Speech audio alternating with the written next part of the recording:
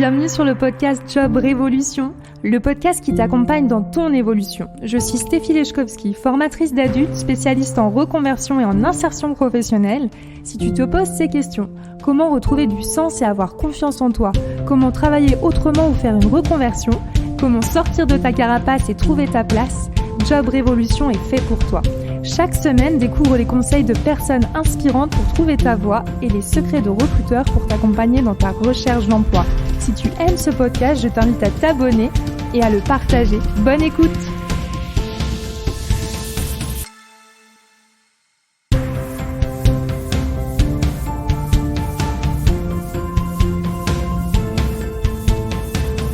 Bienvenue dans ce nouvel épisode de Job Révolution avec comme invité Mariama Rollet. Mariama répond à ces questions. Comment trouver sa place en tant que femme dans un milieu d'hommes au travail ? Comment faire pour concilier sa carrière et sa vie de mère ? Comment prendre soin de soi tout en atteignant ses objectifs professionnels et personnels ? Mariama vous raconte sans détour son parcours avec ses hauts et ses bas et surtout ses solutions. Femme d'action, Mariama est aujourd'hui Project Manager, membre de la direction du groupe Comptoir Immobilier.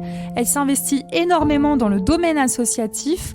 Aujourd'hui membre du comité exécutif d'une association qui aide les femmes à être sur le marché du travail à Genève. Elle est à la recherche d'une autre mission pour pouvoir s'investir encore davantage dans un conseil d'administration et de fondation. Affaire à suivre. En attendant, je vous laisse écouter ces conseils tout droit venus de son cœur. À très vite. Bonjour Mariama. Bonjour Stéphie. Écoute Mariama, bienvenue dans ce podcast pour un épisode particulier. Aujourd'hui Mariama va échanger, j'avais envie d'interviewer Mariama tout simplement par rapport à son parcours et justement tout ce qu'elle incarne. Et pour moi, je l'ai découverte sur LinkedIn, en plus en recherchant un appartement, alors rien à voir, et j'ai eu la chance de découvrir en fait son profil, son parcours, une interview qu'elle avait faite auparavant, mais aussi justement une association dans laquelle elle est active. Bref, je lui laisse la parole. Alors, qui es-tu, Mariama ? Déjà, merci beaucoup Stéphie pour l'invitation. Donc, je suis une femme de 35 ans, originaire du Sénégal et puis de nationalité française. Je travaille dans l'immobilier et la construction. Je suis ingénieure civile de formation et je suis également mariée et maman de 2 enfants qui ont 6 et 3 ans. Ok, merci beaucoup d'être ici. Et j'avais une première question dont on n'a pas parlé auparavant. C'est comment tu as choisi aussi ton orientation professionnelle ? Alors en fait, j'ai toujours été intriguée par la construction et le fait de passer d'une feuille blanche à vraiment un ouvrage concret. Et en face de chez mes parents, un chantier a démarré et du coup, on pouvait voir au fur et à mesure la montée des murs, les fenêtres, la toiture, les échafaudages. On a vu vraiment une progression dans la construction et surtout le résultat final qui était juste extraordinaire et qui a redynamisé le quartier. On avait un immeuble tout neuf, beau, un jardin, un parc. Bref, ça a vraiment changé le visage du quartier. Et je me suis dit que moi aussi, j'aimerais pouvoir travailler dans ce milieu-là et contribuer à construire des lieux de vie, à embellir des lieux de vie. C'est génial, j'adore. Donc en fait, quelque part, t'as observé et puis moi, bref, je te félicite aussi parce que des fois, par exemple, on a justement une attirance pour quelque chose, on trouve quelque chose de beau, etc. Mais on n'arrive pas forcément facilement à en faire un métier.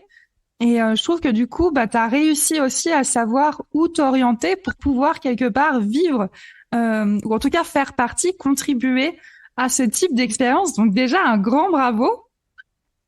Merci à toi. Je pense qu'il faut suivre au départ cette passion ou cette énergie. On le sent intuitivement, on le sent qu'on a quelque chose à apporter dans ce domaine-là ou dans cette activité-là. Après, ça veut pas dire que c'était facile tous les jours, mais quand on voit le résultat accompli à la fin, on a quand même une énergie au quotidien qui nous pousse. Merci beaucoup. Et alors, du coup, justement, quel a été ton parcours pour juste un petit peu donner envie d'écouter la suite pour les auditeurs? Quel est aussi le lien que tu as fait entre la maternité et ta carrière? Alors, mon parcours, il a démarré quand j'ai commencé mon école d'ingénieur. Donc, j'ai fait une école d'ingénieur en génie civil. À la suite de ça, j'ai rencontré mon mari dans cette école, avec qui on est toujours ensemble. Et puis, c'est le papa de mes 2 enfants. Par la suite, j'ai commencé à travailler sur les chantiers directement en tant que conductrice de travaux. Donc, avec vraiment le casque, les bottes, sur le terrain, le matin à 6h30, il fait froid, la canicule, tout ça. Pas de souci, on y va avec des équipes et vraiment une aventure humaine. Donc, c'était génial, technique et humaine. Après, donc je suis restée dans ce contexte-là en évoluant jusqu'à devenir chef de projet pendant un peu plus de 8 ans. Par la suite, je me suis mariée officiellement et j'ai eu ma première fille, Olivia, qui est arrivée et le congé maternité aussi qui a suivi. Et puis, c'est vrai que le premier retour a été un petit peu difficile. Retrouver son poste, retrouver sa place, retrouver ses marques. Et du coup, j'ai transformé cette période plutôt, on pourrait dire, difficile en opportunité en disant, OK, alors là, c'est un signe que je suis plus à ma place et peut-être que je pourrais contribuer ailleurs et avoir plus d'impact. Et puis, retrouver une nouvelle dynamique à 2, à 3 même, avec Olivia. Hmm. Et c'est là que j'ai changé et je suis passée plutôt dans la partie conseil.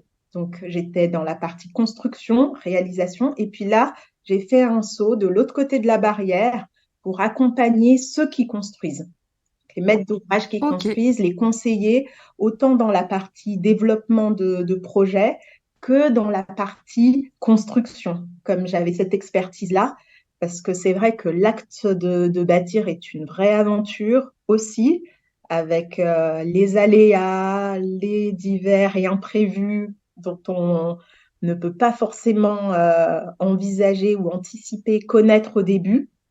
Et donc là aussi, le but, c'était d'avoir plus d'impact dans l'acte de construire, les choix décisionnels, aider mes clients. Et Ok. c'est toujours ma fonction au niveau de mon entreprise actuelle, avec également cette dynamique plutôt entrepreneuriale, une vision d'ensemble à l'échelle du groupe et de pouvoir contribuer dans cette nouvelle transformation un petit peu qui va avoir maintenant du business model. On voit qu'il y a beaucoup d'enjeux environnementaux, économiques, sociaux, dont il faut vraiment prendre en considération pour pouvoir garantir une pérennité et puis une action qui soit viable. En t'écoutant, c'est vrai que là, du coup, je t'imagine aussi à tes débuts dans la construction, avec les bottes, etc., etc. J'imagine que c'était un milieu d'hommes ou pas, ou c'est vraiment une idée fausse. Non, c'est une idée juste. Ok. C'est toujours, même si ça se démocratise un peu plus, c'est vraiment un milieu d'hommes. Dans ma promotion, on était 3 filles pour 60, sur une promotion de 60 personnes. Et sur les chantiers, j'ai toujours été toute seule ou peut-être 2 ou 3 autres femmes, mais pas plus que ça. Ok. Et toi, du coup, c'est vrai que c'est particulier aussi de se retrouver une des rares femmes en plus à la direction d'un projet quand même. Donc toi, est-ce que tu aurais des conseils ou en tout cas peut-être un axe de réflexion pour permettre aux femmes aussi de se sentir plus à l'aise dans un secteur en fait pour le moment encore un peu masculin? Je pense que déjà, il faut se faire confiance et puis se connecter à ce qui nous relie. Et ce qui nous relie tous, en tout cas dans mon domaine ou dans n'importe lequel, je pense, c'est le projet et c'est la vision qu'on porte sur le projet. Donc, chacun peut amener sa pierre à l'édifice, sans jeu de mots, euh, qu'on soit d'un sexe féminin, masculin, plus jeune, plus âgé, plus dans une contribution technique, plus dans une contribution juridique. Enfin, il y a vraiment tous les volets à prendre en compte et chacun a sa place. Donc, il n'y a pas de concurrence à avoir ou de. C'est vraiment de se dire, je suis là, je suis légitime, j'ai quelque chose à apporter. Et chacun d'entre nous autour de la table ou autour d'un projet a aussi quelque chose à apporter. C'est vraiment de se le répéter, de le conscientiser, de se dire j'ai ma place et de l'occuper pleinement.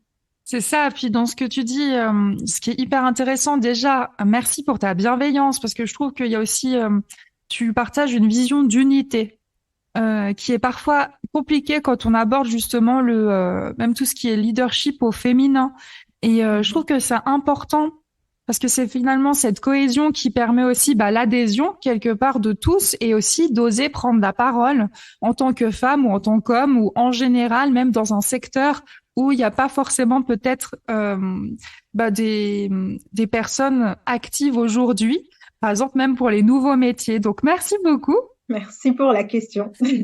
Et puis, c'est vrai que tu m'as parlé aussi de la seconde étape, donc avec l'arrivée de ton deuxième enfant. Je te laisse en parler. Oui, donc effectivement, j'ai eu l'arrivée de Nicolas, mon petit garçon, lors du confinement Covid, avril 2020. Donc c'était assez particulier parce que j'avais ma fille qui n'allait pas à l'école, donc qui était à la maison et puis toute fraîche, toute pimpante pendant la journée. Mon fils qui, lui, ne dormait pas la nuit et puis qui se reposait tranquillement la journée. Donc, j'étais dans un rythme où on ne dort pas beaucoup. Mon mari, lui, a continué à travailler parce il travaillait aussi en lien avec un chantier, donc il n'y a pas eu vraiment d'arrêt ou pas très longtemps. C'est difficile de télétravailler quand on construit, donc voilà. Et, euh, et j'ai eu une révélation, une prise de conscience en me disant, mais ma belle, si tu continues comme ça, tu vas pas y arriver. Mm. Donc voilà, le fait d'avoir un deuxième enfant, c'est quand même un autre challenge en plus. Donc voilà, il y a un niveau de plus à passer, à concilier avec une vie familiale, une vie de couple, une vie professionnelle. Et c'est vrai que je voulais tout ça en même temps, Mm. mais sans pour autant rogner sur mes ambitions de carrière parce que mon travail, c'est vraiment quelque chose d'important pour moi. Donc, je me suis dit, là, j'ai besoin d'aide et il faut que je sache comment manœuvrer dans ces eaux. Et je suis tombée, j'ai fait la rencontre d'une coach qui m'a beaucoup aidée à avoir une autre vision de cette maternité, de mes rêves, de montrer que tout était possible, pas facile, mais possible. Donc de s'en donner les moyens et puis d'arrêter de culpabiliser ou de s'excuser parce que si on fait une carrière, c'est qu'on n'est pas forcément une bonne maman ou parce que quand on est une femme, faut rester sagement à sa place, bien travailler et puis attendre qu'on vienne vous chercher, mais pas hésiter à l'exprimer avec toute la bienveillance qu'il faut parce que encore une fois, chacun est à sa place. Donc c'est pas l'idée de prendre la place de quelqu'un ou d'acquérir un pouvoir masculin et puis de jouer des coudes comme ça. C'est plutôt de dire j'ai envie de contribuer, je sais que j'ai des compétences à faire valoir et qui, dans le cadre d'un projet qui soit entrepreneurial, d'un projet de construction ou de n'importe quel projet, je sais que je peux y contribuer et du coup apporter de la valeur. Donc à partir de là, c'est juste un souci d'exemplarité et puis d'ambition de toujours faire plus, faire mieux, et puis de se dire, bah, au pire, si tu demandes et qu'on te dit non, bah, ils ont le droit, on te dit non, et puis tu regardes, est-ce que toi, de ton côté, c'est oui ou c'est non? Puis si c'est non, bah, ça veut dire qu'à un moment, les chemins se séparent et puis bah, c'est pas grave, on se continue à se voir, mais chacun part de son côté et puis continue à suivre ses rêves. Donc, c'était vraiment une autre grande étape pour moi dans mon parcours. Et puis une autre opportunité, du coup, ce Covid, un peu d'introspection, et puis de se dire, voilà, qu'est-ce qui compte vraiment pour moi sans paraître pour autant égoïste ou tout ce qu'on peut croire. Mais en se faisant passer en premier, on arrive aussi à avoir plus d'énergie, à donner plus aux autres et à ceux qu'on aime en fait. Donc, c'est s'autoriser à être pleinement qui on est. Bah, merci beaucoup pour ce témoignage et en plus ça me fait vraiment des résonances avec bah, beaucoup d'échanges que j'ai avec des mamans que je peux accompagner ou même des amis. Et effectivement, je trouve que ce que tu dis, ça me fait penser à chaque fois à la même métaphore. Je pense que tu la connais. C'est un petit peu comme quand on est dans un avion, en fait. C'est pour normalement la première personne à qui on doit donner de l'oxygène, c'est nous pour pouvoir être capable bah, de pouvoir aussi s'occuper des autres. Et quelque part dans la vie, c'est pareil. Et tu le dis vraiment de manière très authentique et en plus avec d'autres actions concrètes qui permettent justement de prendre soin de soi, de s'écouter et d'apporter aussi un cadre et d'en parler, pas seulement de le penser, de le vivre, mais d'oser aussi, bah, du coup, faire appel à une coach. D'ailleurs, bravo à la coach au passage. Éventuellement, si tu es d'accord, on peut même la citer. Oui, alors j'ai eu deux, trois même coachs. J'ai Jenny Chamas avec Ok, qui j'ai travaillé. Il y a également David Laroche ok, et Laura Le Sueur. ok. Bah écoute, c'est très bien. Comme ça, je pourrais en parler. Et puis, ça me donne aussi une idée, parce que c'est vrai que moi, j'ai aussi l'étiquette, entre guillemets, de coach. Et ma spécialité, entre guillemets, c'est d'aider les personnes à trouver leur voie et à aller après décrocher un emploi. Et toi, comment tu as fait justement pour parvenir à savoir à qui t'adresser? À qui m'adresser pour justement m'aider à aller plus loin selon mes besoins, tu dis? C'est ça. Donc, par exemple, la première coach, donc c'est celle que tu as rencontrée, c'est ça? Mm. En fait, je l'ai découverte par le biais de son podcast. Ok, Et du coup, ça a beaucoup résonné en moi. Et puis, ces enseignements ou apprentissages, petits tips dans chaque épisode m'ont beaucoup parlé. Et durant mon congé maternité, j'ai vu déjà certains résultats en génial. employant certaines techniques. Et à la fin, je me suis dit, non, mais faut que j'aille plus loin. Si déjà avec ça, j'arrive à faire tout ça, c'est qu'il y a quelque chose à aller creuser en plus. Et du coup, ça s'est fait comme ça. Et là, c'était plutôt le concept life coach, comment concilier un petit peu tout ça. Mhm. David Laroche plutôt au niveau du mindset, dans la continuité du premier coaching, et puis Laura Le Sueur également. C'était un peu complémentaire. Après, il y a autant de coachs que de thématiques qu'on veut travailler. Donc là, par exemple, c'est aussi dans le cadre d'une formation, mais ça ouvre plus de portes. Je sais que au niveau de la communication, c'est quelque chose que j'ai envie de travailler, comment faire passer ses idées, comment appréhender les autres et puis avoir plus d'impact dans sa communication. Donc là, j'ai aussi une personne qui m'appuie. Et au niveau de mon couple aussi, j'ai envie de le faire passer à un autre niveau et du coup de renforcer les liens qu'on avait déjà au début et qui ont fait qu'on s'est mis ensemble, mais du coup de se dire, mais on va pas les laisser se flétrir comme ça, et puis juste, surtout avec les enfants, il faut Mm. retrouver une autre dynamique. Et c'est de dire, maintenant, en fait, je tiens à lui, c'est quelqu'un d'assez extraordinaire, et du coup, comment on fait pour, pour que dans nos deux emplois du temps qui sont hyper chargés, plus les enfants, on arrive quand même à pas s'oublier en tant que couple à deux. Et là aussi, le fait d'avoir une personne externe de confiance entre nous qui nous apporte un autre éclairage, et ben en fait, ça nous aide à passer à un autre niveau. Donc, au départ, ça peut être enfin, au départ, même là maintenant, hein, c'est pas très confortable d'en parler parce que bon, voilà, c'est comme si c'était un peu un aveu de faiblesse, mais en même temps, quand j'y réfléchis, je me dis en fait non, quand tu fais le parallèle avec des sportifs de haut niveau, eh ben, en Exactement. fait, ils se font accompagner. C'est pas eux tout seuls qui arrivent à faire tout ça et à performer comme ils le font. En politique, dans plein d'autres domaines, il y a des conseillers, il y a des gens qui sont là et qui appuient des personnalités. Donc, en fait, tout le monde au quotidien a le droit, selon la thématique qui l'intéresse, bah, d'avoir quelqu'un qui le motive, qui l'entraîne à aller plus loin, qui lui permet d'aller chercher des ressources pour performer. Et du coup, c'est pas un aveu de faiblesse, c'est un aveu d'ambition. D'ambition et de courage, j'ai envie de dire, parce que je trouve que j'aime bien faire le parallèle, moi, avec, pour en tout cas tout ce qui est emploi aussi, avec le sport, en fait.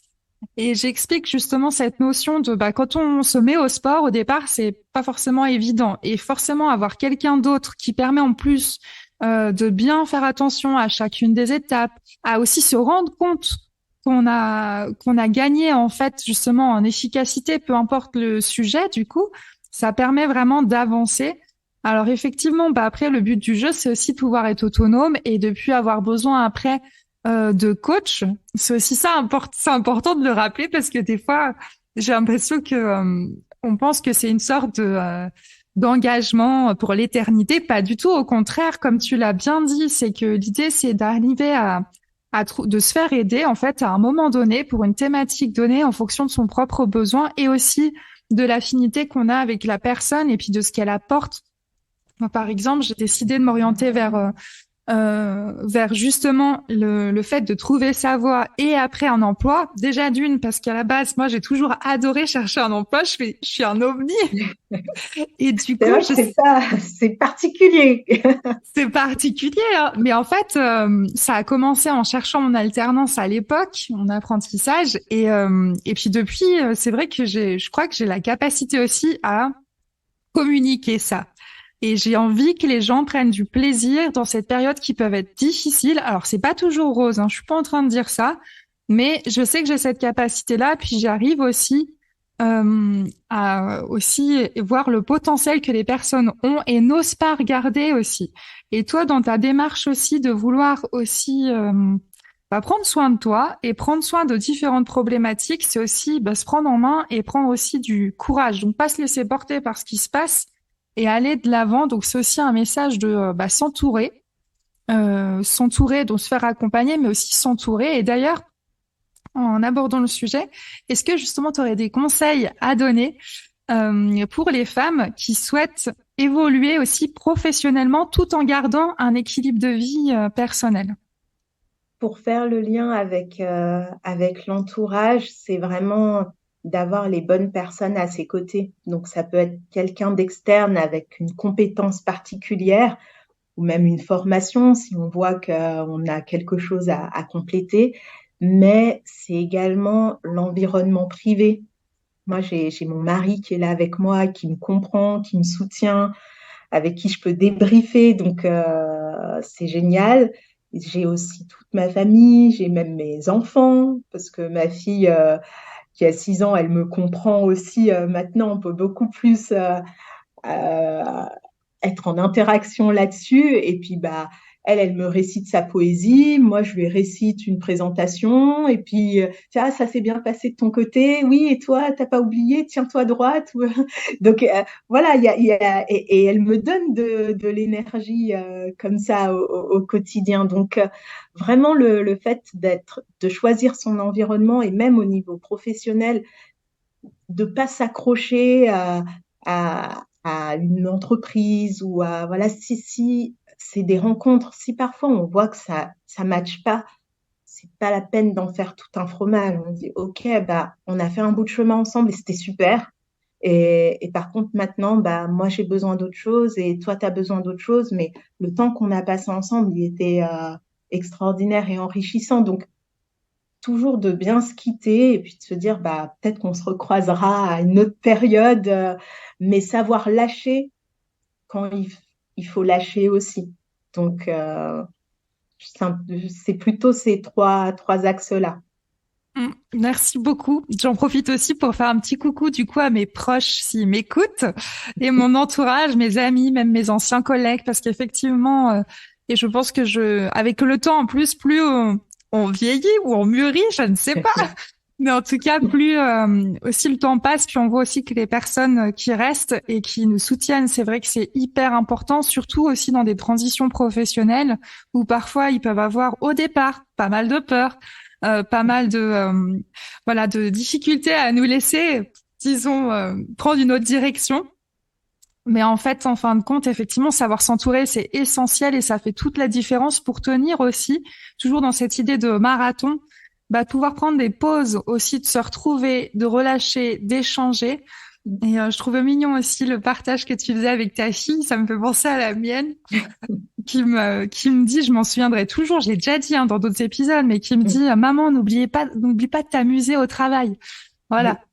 Ouais, non, mais c'est génial. Mm. Et ils ont cette perception d'enfant avec toute l'insouciance et tout le fun que ça peut, voilà. Et parfois, nous aussi, on se dit, on devrait retrouver cette partie-là. Il y a certes Mm. des aspects qui sont pas évidents et on dit pas que c'est facile, mais ça en vaut la peine. Et puis, on est tous là pour une période donnée qui est pas illimitée. Donc, à un moment, c'est toujours intéressant. Et puis, on a fait un événement hier aussi avec une personne et un parcours aussi inspirant qui disait, mais si on se projette dans 50 ans ou à 60 ans, ou le dernier jour de sa vie même, et qu'on regarde dans le rétroviseur, eh ben, qu'est-ce qu'on aimerait avoir accompli? Qu'est-ce qu'on aimerait dire aux personnes qui sont là autour de nous pour les derniers moments? On aimerait leur dire quoi? Et, Mm. et du coup, ça aide aussi à avoir, comme tu dis, cette vision plutôt marathon et puis pas sprint, mais sans perdre de vue ses objectifs, en se disant bah, plus tard, qu'est-ce qui est vraiment important et qu'est-ce que j'aimerais faire ressortir pour pas avoir de regrets. Donc, c'est aussi ça.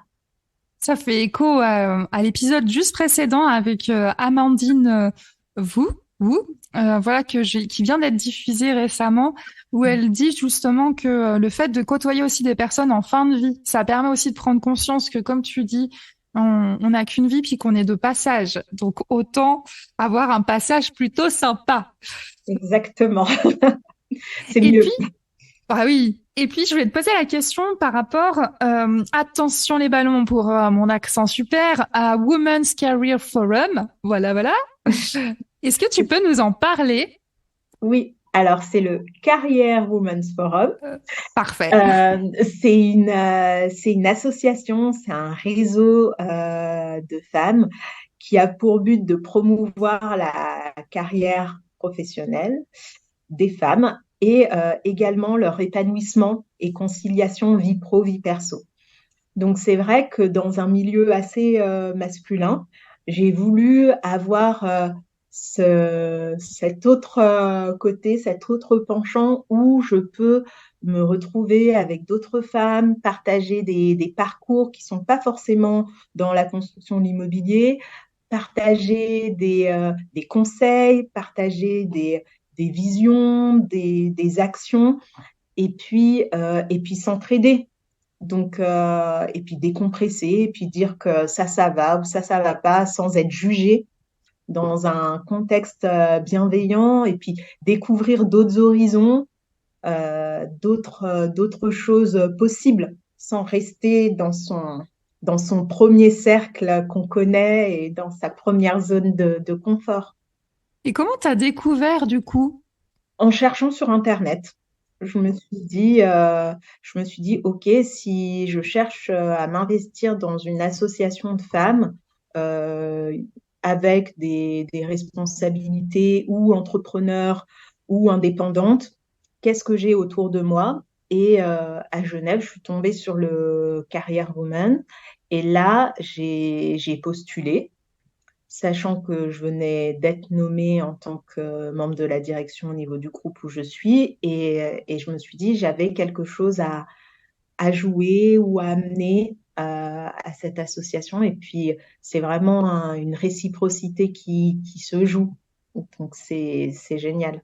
Bah, bravo aussi parce que du coup tu concilies plusieurs activités, ton rôle de maman, ton rôle de femme, ton rôle du coup au sein de l'association, ton rôle aussi au sein de l'entreprise, bref, multifacette.